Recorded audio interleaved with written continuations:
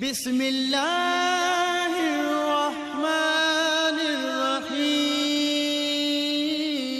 اللہ سبحانہ و تعالیٰ نے سورہ الحدید کی آیت نمبر 1 میں فرمایا، آسمان اور زمین میں جو بھی ہے سب اللہ کی تسبیح کر رہے ہیں، وہ زبردست اور باحکمت ہے۔ تو جب انسان کو کوئی حاجت ہو، مشکل ہو، پریشانی ہو، تو اس کو چاہیے کہ اللہ کا ذکر اور تسبیح بیان کرنا شروع کر دے، کیونکہ یہ باقی رہنے والی نیکیاں ہیں۔ یہ دنیا میں بھی انسان کو فائدہ دیتی ہیں اور آخرت میں بھی انسان کے بچاؤ کا ذریعہ ہیں۔ جہاں اللہ کی تسبیح، حمد و ثنا اور ذکر کرنے سے متعلق بہت سی آیات ہمیں قرآن مجید میں ملتی ہیں، مگر اللہ کی تسبیحات کیسے کرنی ہیں، یہ طریقہ ہمیں آپ کے اور میرے آقا نبی کریم صلی اللہ علیہ وآلہ وسلم نے سکھا دیا ہے۔ ابن ماجہ کی حدیث نمبر 3809 ہے۔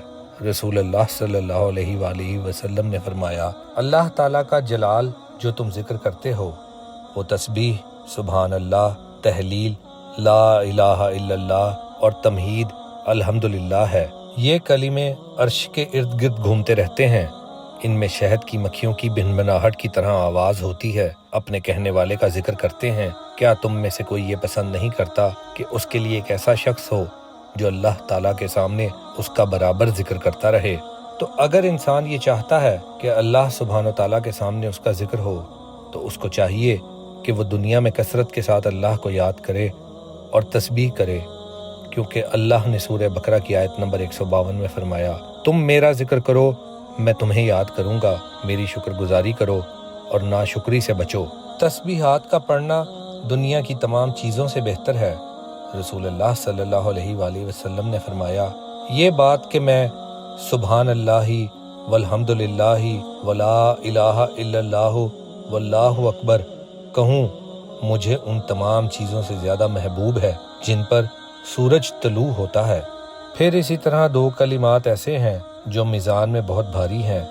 حضرت ابو ہریرہ رضی اللہ تعالیٰ عنہ سے روایت ہے، رسول اللہ صلی اللہ علیہ وآلہ وسلم نے فرمایا، 2 کلمے ہیں جو زبان پر ہلکے ہیں اور میزان میں بھاری ہیں اور اللہ کو بہت محبوب ہیں۔ وہ کلمات ہیں سبحان اللہ و بحمدہ، سبحان اللہ العظیم۔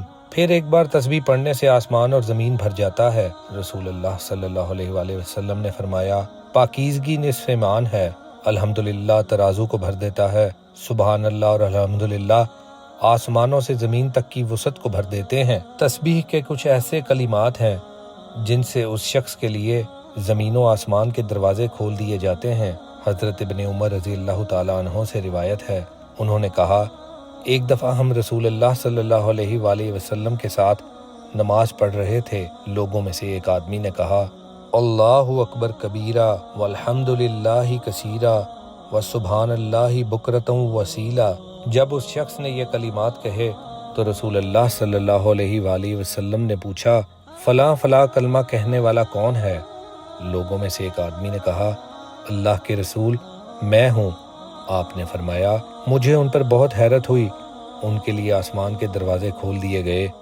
ابن عمر رضی اللہ تعالیٰ عنہ نے کہا، میں نے جب سے آپ سے یہ بات سنی اس کے بعد سے ان کلمات کو کبھی ترک نہیں کیا۔ پھر خصوصاً فجر کی نماز کے بعد اگر 3 بار انسان یہ کلمات پڑھے تو اس کے لیے آسمان کے دروازے کھول دیے جاتے ہیں۔ حضرت جویریہ رضی اللہ تعالیٰ عنہ سے روایت ہے کہ نبی صلی اللہ علیہ وآلہ وسلم صبح کی نماز پڑھنے کے بعد ان کے ہاں سے باہر تشریف لے گئے۔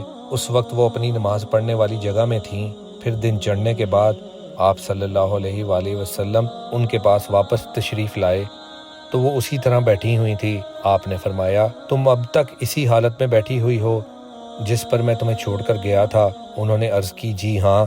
نبی کریم صلی اللہ علیہ وآلہ وسلم نے فرمایا، تمہارے بعد میں نے 4 کلمے 3 بار کہے، اگر ان کو ان کے ساتھ تولا جائے جو تم نے آج کے دن میں اب تک کہا ہے تو یہ ان سے وزن میں بڑھ جائیں، سبحان اللہ و بحمدہ عدد خلقہ و رضا نفسہ و زینت عرشہ و مداد کلماتی۔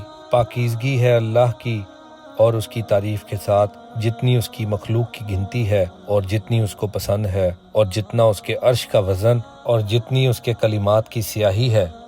صبح اور شام کے اذکار میں بھی اور دوران نماز رکوع اور سجود میں بھی تسبیحات ہیں۔